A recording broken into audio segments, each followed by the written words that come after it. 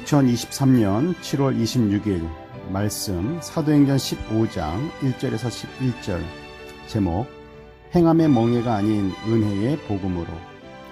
교회의 일을 해나갈 때 똑같은 의견들이 나올까요?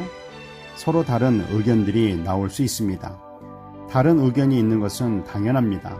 그렇다면 서로 다른 의견들을 어떻게 해결해 나갈 수 있을까요?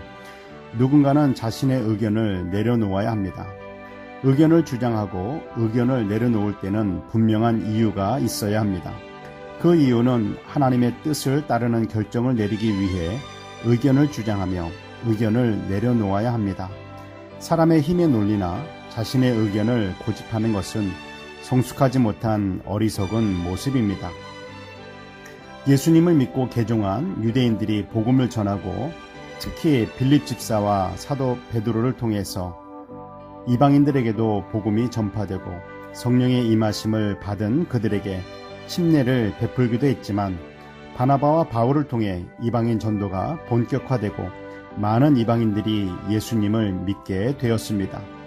그때 예수님을 믿은 유대인들이 그들의 교회에 와서 이방인들도 우리처럼 할례 받지 않았기 때문에 할례를 받아야 구원을 받고 할례를 받지 않으면 구원을 받지 못한다 전했습니다.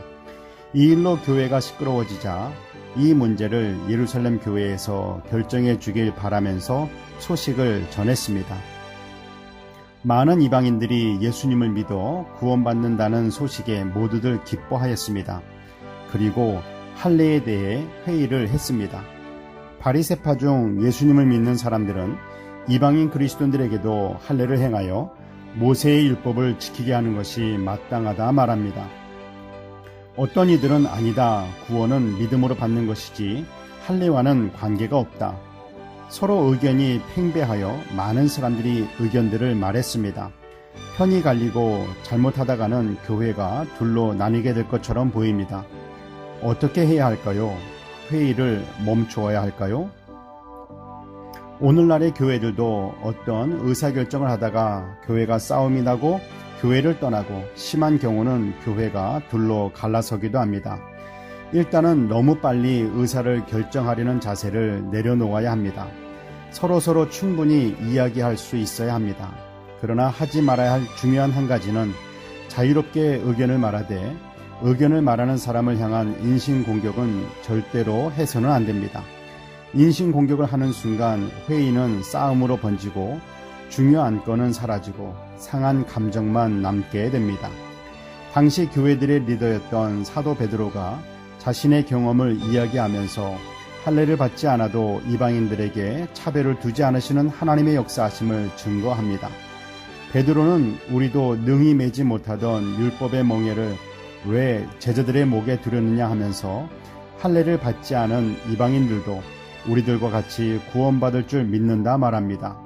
베드로의 의견에 예루살렘 교회의 리더들은 따르기로 결정합니다.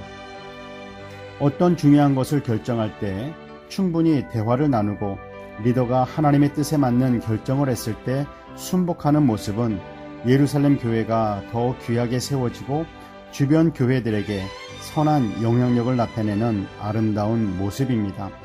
구원은 어떤 행위를 통해서 얻을 수 있는 것이 아닙니다.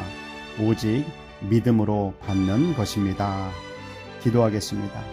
사랑의 하나님 아버지, 율법을 통해서 구원을 받을 수 없기 때문에 예수님께서 율법을 다 이루신 것을 믿습니다.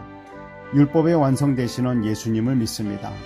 그 어떤 행위나 전통으로 구원을 받을 수 없고 오직 예수님을 나의 주, 나의 하나님으로 마음으로 믿고 입술로 고백하는 사람에게 구원을 주시는 하나님의 능력을 믿습니다. 은혜로 구원받은 사람답게 오늘도 하나님 나라를 위해 살기로 다시 한번 결단합니다. 나의 주 나의 하나님 예수 그리스도의 이름으로 기도드립니다. 아멘.